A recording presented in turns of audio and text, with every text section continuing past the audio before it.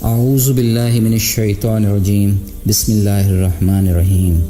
قرآن پاک کا 9واں پارہ قال الملاء، میں نے اس پارہ کو ڈیوائن نیمز یعنی ربانی نام کے طور پر سمجھا ہے، کیونکہ اچھے نام اللہ ہی کے ہیں۔ ہمیں رب کو انہی خوبصورت ناموں سے پکارنا چاہیے۔ ان ناموں کی برکت سے ہدایت کے سارے رستے کھل جاتے ہیں۔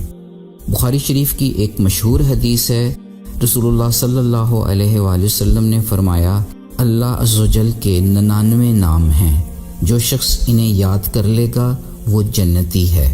اس پارہ کے پہلے رکوع میں حضرت شعیب علیہ السلام کے متکبر سرداروں کا ذکر ہے، جو لوگوں کو گمراہ کرنے کی کوشش میں تھے۔ شعیب علیہ السلام کو بستی سے نکالنے کی دھمکی بھی دی اور ان کے دین کو جھٹلایا۔ نتیجتاً آگ کے زلزلہ نے نافرمان قوم کو ایسے نیست و نابود کر دیا جیسے کہ ان کی بستیوں میں کوئی آباد ہی نہیں تھا۔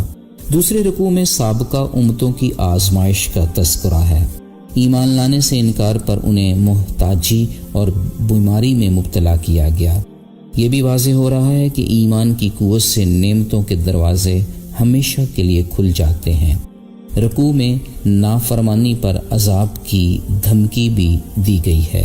اللہ کی پکڑ سے بے فکر ہونے والے ہمیشہ خسارے میں رہتے ہیں۔ تیسرا رکوع 9 آیات پر مشتمل ہے، دلوں پر مہر لگائے جانے کا تذکرہ ہے، اور رسول پاک صلی اللہ علیہ وآلہ وسلم کو تسلی و تشفی دی جا رہی ہے کہ بعض انبیاء کے واقعات سے سبق لیا جائے کہ ان میں سے اکثر عہد کے پابند نہیں، عالم ارواح میں توحید پر کیے گئے وعدے کی پاسداری نہیں کرتے۔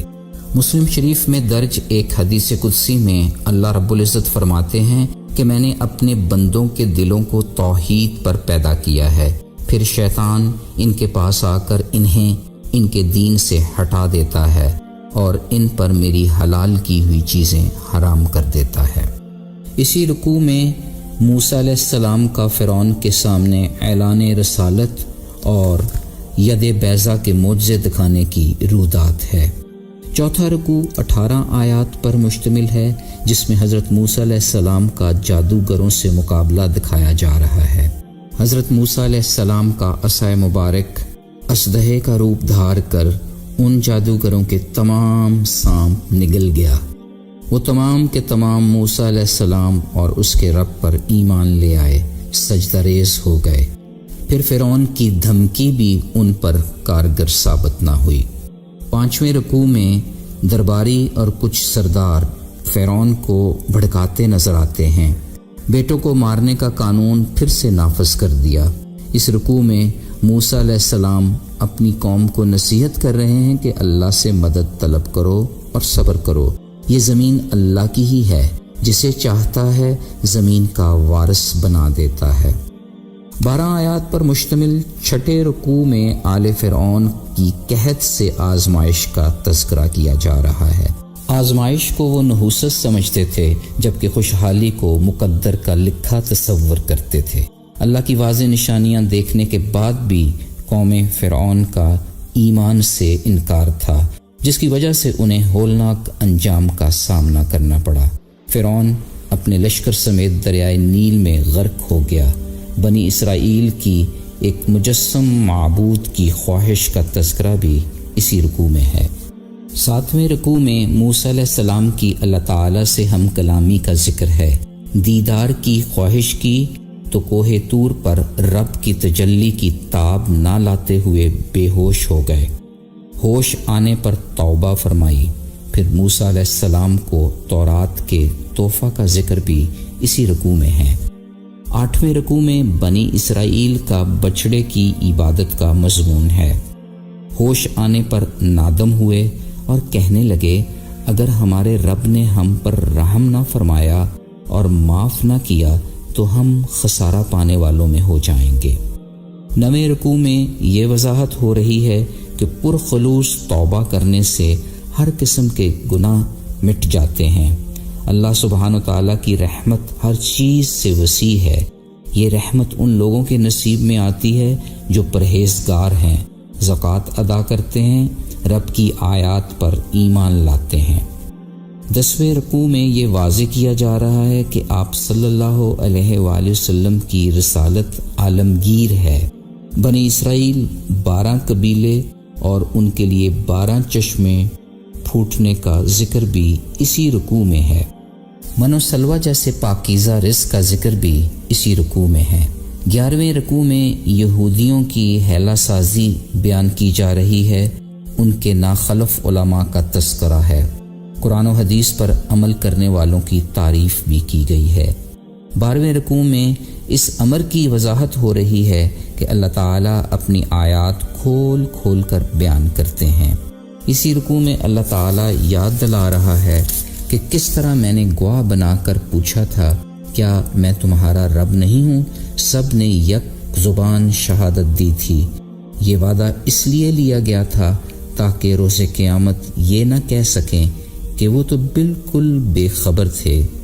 یوں واضح ہو گیا کہ بے عمل عالم کی مثال اس جانور کی مانند ہے جس پر جتنا بوجھ بھی ڈال دیا جائے وہ ہانپتا ہی رہتا ہے، اور یہ کہ ہدایت اور گمراہی اللہ تعالیٰ ہی کے اختیار میں ہے۔ ہدایت سے محروم لوگ ایسے ہیں جن کے دل تو ہیں مگر وہ ان سے حق بات کو سمجھتے نہیں، آنکھیں ہیں مگر دیکھتے نہیں، کان ہیں مگر سنتے نہیں۔ ایسے لوگوں کو جانوروں سے بھی بدتر کہا جاتا ہے۔ 13واں رکوع واضح کر رہا ہے کہ آیات ربانی جھٹلانے والوں کی ایسی پکڑ ہوگی کہ ان کو خبر تک نہ ہوگی۔ اللہ مہلت دیتا ہے مگر اس کی تدبیر بڑی مضبوط ہے۔ اللہ جسے گمراہ کر دے اسے کوئی ہدایت نہیں دے سکتا۔ سورہ الاعراف کا آخری یعنی پارے کا 14واں رکوع 18 آیات پر مشتمل ہے، جس میں واضح ہو رہا ہے کہ تمام انسان آدم کی ہی اولاد ہیں۔ خود ساختہ معبود مرادیں پوری نہیں کر سکتے کیونکہ وہ بے بس ہیں، حتیٰ کہ وہ خود اپنی مدد بھی نہیں کر سکتے۔ اسی رکوع میں یہ بھی واضح ہو گیا کہ نیک لوگوں کا اللہ ہی مددگار ہے۔ اس رکوع میں درگزر کرنے، نیک کاموں کا حکم دینے اور جاہلوں سے کنارہ کشی اختیار کرنے کی نصیحت بھی کی گئی ہے۔ غصہ اور شیطان کے وسوسے سے بچنے کا بہترین نسخہ اللہ کی یاد ہے۔ اعوذ باللہ من الشیطان الرجیم۔ رکوع مزید واضح کر رہا ہے کہ جب قرآن پڑھا جائے تو غور سے سنو اور خاموش رہو تاکہ تم پر رحم کیا جائے۔ رب کے فرشتے بھی رب کی تسبیح پڑھتے ہیں، ہمیں بھی اللہ کا ذکر اس کے عالی شان ناموں کی تسبیح سے کرنا چاہیے۔ سورہ الانفال کا پہلا جبکہ اس پارے کا 15واں رکوع مال غنیمت سے متعلق مضامین کا احاطہ کر رہا ہے۔ سچے مومن وہ ہیں جن کے دل اللہ کا ذکر سن کر کانپ اٹھتے ہیں۔ جب ان کے سامنے قرآنی آیات تلاوت کی جاتی ہیں تو ان کا ایمان بڑھ جاتا ہے، وہ اللہ پر ہی توکل رکھتے ہیں، نماز پڑھتے ہیں، رب کے دیے ہوئے رزق میں سے خرچ کرتے ہیں۔ غزوہ بدر کا ذکر بھی اسی رکوع میں ہے، جب اللہ کے رسول صلی اللہ علیہ وآلہ وسلم نے قبلہ رخ ہو کر دعا مانگی، اے اللہ اپنا وعدہ پورا کر دے۔ اللہ نے دعا قبول فرمائی اور فرشتوں کے ذریعے مدد کی۔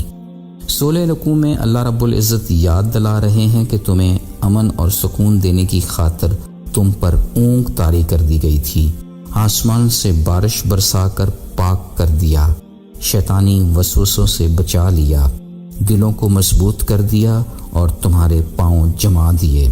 واضح ہو گیا کہ اللہ تعالیٰ کی توفیق سے ہی نیک کام ہوتے ہیں۔ 17ویں رکوع میں اطاعت رسول کا حکم ہے، مشرکین سے مشابہت کی ممانعت فرمائی گئی ہے۔ دل اللہ رب العزت ہی کے اختیار میں ہیں۔